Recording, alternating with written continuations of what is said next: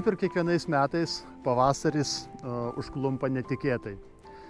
Šį kartą tikrai neišimtis, nes turime pakankamai ankstyvą.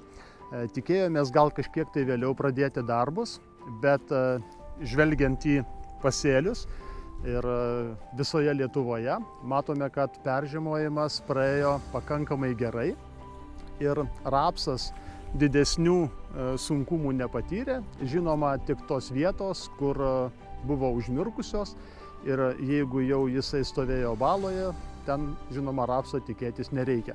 Bet visumoje matoma tikrai puikius rapsų pasėlius ir patys pirmieji klausimai, kadagi važiuoti tręšti ir kada tai atlikti. Tai jau tikrai nereikėtų delsti ir jeigu tik yra galimybė, tai netgi sakyčiau, paskubėkite ir atliekite pirmąjį tręšimo darbą.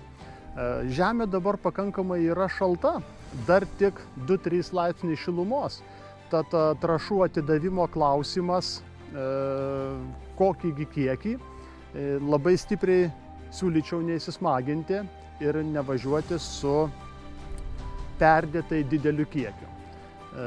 Orientuotis, ko gero, rapsuose reikėtų tręšimą atlikti per 2 kartus, bet pirmam kartui, esant, kaip ir minėjau, šaltai žemiai, užtenka atiduoti numatyto kiekio kokį 1/3 numatytų trąšų. Nes tik ką išrovus matome šiek tiek, kad yra baltų šaknelių ir jisai jau kaip ir pradės neužilgo tikrai mitybą. Tik reikia, kad oras pradėtų šilti ir, žinoma, turi sušilti žemę.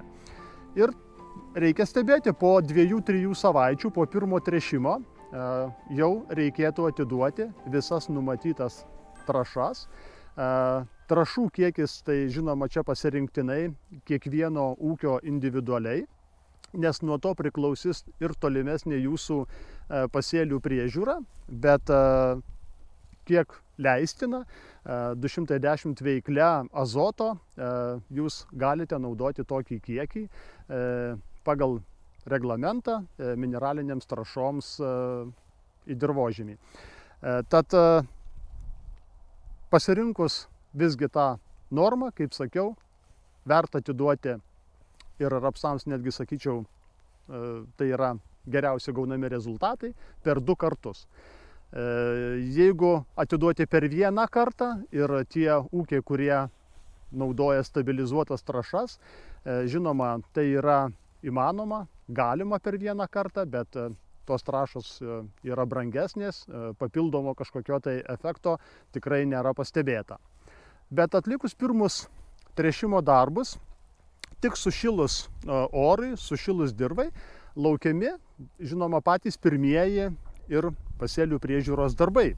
Žinoma, ruošiantis pirmajam pasėlių priežiūros purškimui, kaip ir minėjau, naudojant numatytas, reiškia, fosforo trąšas per lapus, manganą, sierą, kuri yra labai svarbi, kad suaktyvinti fotosintezę ir greičiau aprūpinti augalą maisto medžiagomis, borą, tą patį, reiškia, insekticidą, cipermetrino veikliąją medžiagą, ankstyvą.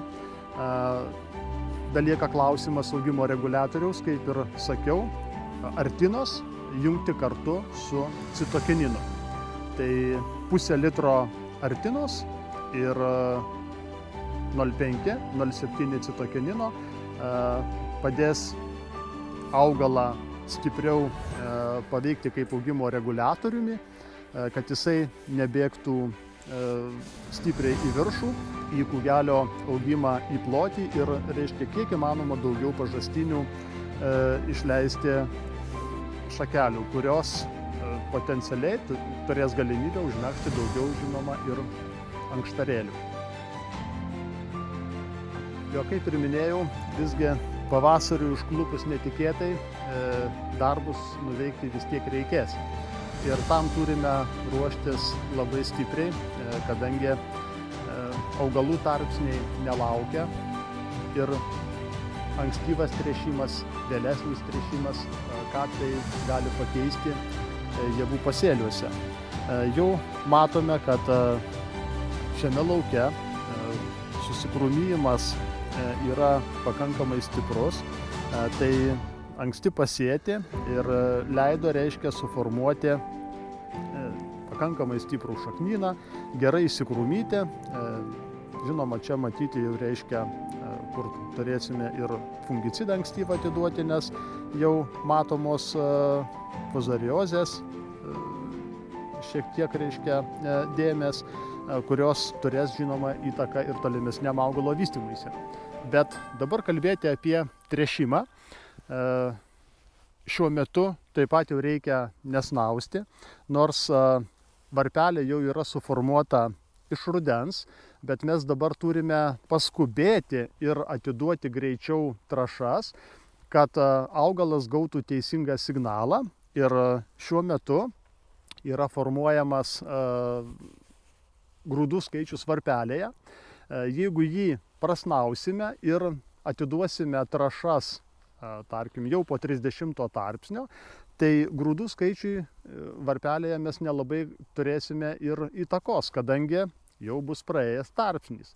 Tad ankstyvesnis tręšimas pagal galimybės jisai yra visą laiką naudingas ir augalas, gaudamas signalus iš anksto, jis gali įtakoti šiuo atveju ir grūdų skaičių varpelėje. Antras purškimas, kurį mes darysime tarp 31-32 tarpsnio, tai augalui taip pat yra labai svarbus, kadangi šiuo metu augalas pradeda labai intensyviai augti ir auginti biomasę, kuri vėliau turi įtakos, kadangi ta užauginta visa mase, kuri yra perduodama, juk viskas perduodama į grūdą. Trečias etapas su vėlyvinio lapo pasirodymu, kada mes vėlgi galime įtakoti, reiškia, grūdų skaičių ir taip pat grūdo kokybę. Tai tikrai nereikia pamiršti ir nereikia atlikinėti darbų, kai jau tie tarpsniai praėję. Mes tada tik galėsime pasiguosti, kad štai atlikome, padarėme, bet rezultato norimo negavome. Tad labai sakyčiau, kad atkreipkite dėmesį, susikaupkite ir stenkitės darbus atlikti kaip įmanoma anksčiau, kad tos trąšos būtų naudojamos pagal paskirtį. Nors šiuo metu žemė dar yra šalta ir skubėti su didelėmis trąšų normomis tikrai nereikėtų. Nes esant 3 laipsniams dirvos temperatūrai, tai matome, kad, reiškia, aktyvaus kažkokio tai augimo nevyksta. Šiek tiek šaknelė vieną kitą pradeda leisti, bet dar pats augalas yra, matosi, kad tiesiog paveiktas naktinių šalnų, turi tokio rausvo foninio atspalvio, tai jam yra dar labai sunku vykdyti aktyvią fotosintezę ir gaminti maistą. Bet šiuo metu apie 100-120, žiūrint į tokį, reiškia, susikrūmijimą, fizinių svorių, salietros tiek atiduoti, būtų netgi, sakyčiau, rekomenduotina ir patartina. O stipresnį jau tręšimą reikėtų orientuotis ties 31-32 prieš pradedant auginti intensyviai visai biomasiai. Ir atlikus pirmus tręšimus, tik sušilus orams, žinoma, lauks ir pats pirmas purškimas. Jam reikia ruoštis, nes bus taip pat atliekamas ir fosforo atidavimas per lapus, ir sieros, ir mangano. Ir tai labai yra taip pat svarbus momentas, nes tie visi elementai padeda geriau įsisavinti esamas jau atiduotas trąšas ir kurios bus atiduodamos, kai augalas bus paruoštas, reiškia, ir jau nupurkštas per augalo ląstelę. Kartu, žinoma, su tokiu pasėliu reikės atiduoti ir pirmąjį augimo reguliatorių, kadangi jie jau baiginės krūmytis visiškai, tai sakyčiau, kad tokie kaip stabilano produktai didelėmis normomis jie būtų visiškai nereikalingi ir daugiau orientuotis arba mišinuke, nedidelį kiekį stabilano 0,3-0,4 plus pridėti 0,3 trineksapak etilo. Tai kartu su derinyje su citokininu, tai augalą iš tikrųjų padėtų auginti tą biomasę, kuri, žinoma, bus svarbi ateityje.